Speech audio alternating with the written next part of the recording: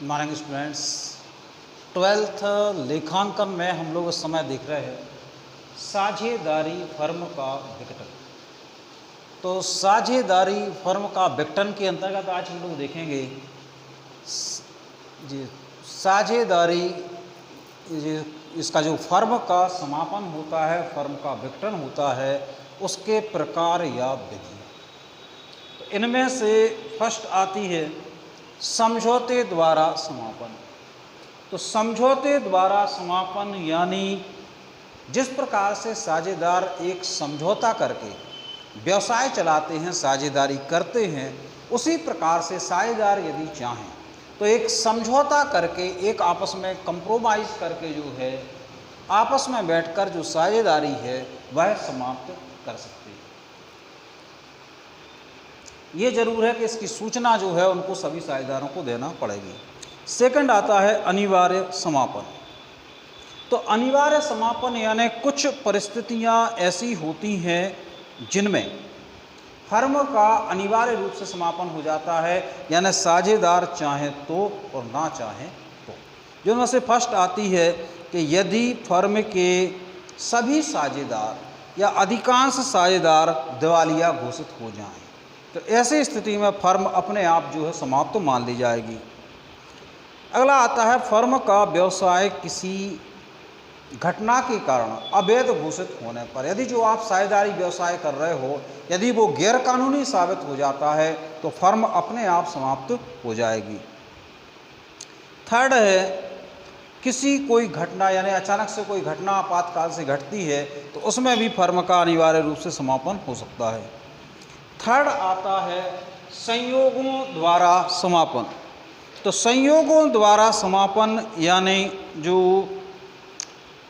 संयोग यानी वो परिस्थितियां कहलाती हैं। कुछ संयोग या कुछ परिस्थितियां जब होती हैं तो फर्म का अनिवार्य रूप से समापन हो जाता है। जिसमें से फर्स्ट आता है यदि फर्म का गठन एक निश्चित अवधि के लिए किया गया है, यानी फर्म एक निश्चित समय 5 साल 7 साल एक कोई निश्चित अवधि के लिए बनाई गई है, तो जैसे ही वो अवधि समाप्त होगी फर्म का अपने आप जो है विघटन हो जाएगा। सेकंड है किसी विशेष कार्य या विशेष उद्देश्य। यदि कोई फर्म किसी विशेष उद्देश्य से स्थापित की गई है, किसी विशेष कार्य को करने के लिए बनाई गई है, तो उस कार्य के होने से पूर्ण होने पर फर्म का अनिवार्य समापन हो जाएगा। जैसे 3-4 लोग मिलकर कोई सरकारी ठेका लेते हैं, कोई रोड बनाना है, कोई पुल बनाना है, और वो साझेदारी उस पुल को बनाने के लिए हुई है, तो जैसे ही वो वर्क खत्म होगा साझेदारी फर्म का अपने आप विघटन मान लिया जाएगा। किसी साझेदार की मृत्यु होने पर, यदि किसी साझेदार की मृत्यु हो जाती है, साझेदार दिवालिया हो जाता है, पागल हो जाता है, तो ऐसी स्थिति में यह बाकी साझेदारों पर निर्भर करेगा कि वे व्यवसाय चला रहे हैं या नहीं चला रहे हैं, अन्यथा फर्म का विघटन हो सकता है। फोर्थ आता है सूचना द्वारा समापन।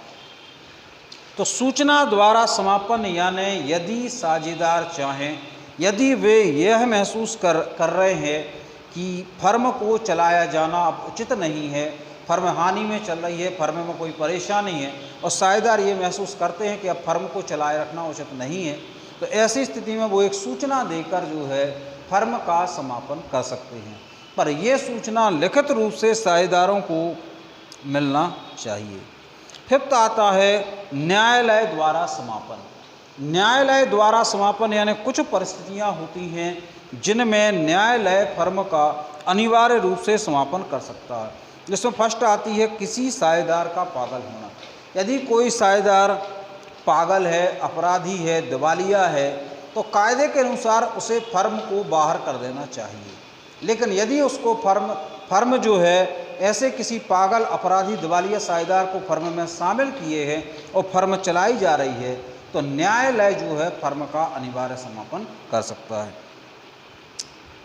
अगला साझेदार का स्थायी रूप से अयोग्य होना। यदि कोई साझेदार स्थायी रूप से कार्य करने में अयोग्य हो गया है, और तो ऐसी स्थिति में भी न्यायालय फर्म के समापन का आदेश दे सकता है। साझेदार का दुराचारी होना, यानी यदि कोई साझेदार फर्म के अंदर गलत व्यवहार करता है, फर्म के बाहर गलत व्यवहार करता है, और यदि बाकी के साझेदार इस पर कोई एक्शन नहीं लेते हैं, कोई कार्यवाही नहीं करते हैं, उसको साझेदारी में सम्मिलित किए हैं, फर्म चला रहे हैं, तो न्यायालय फर्म का अनिवार्य समापन कर सकता है।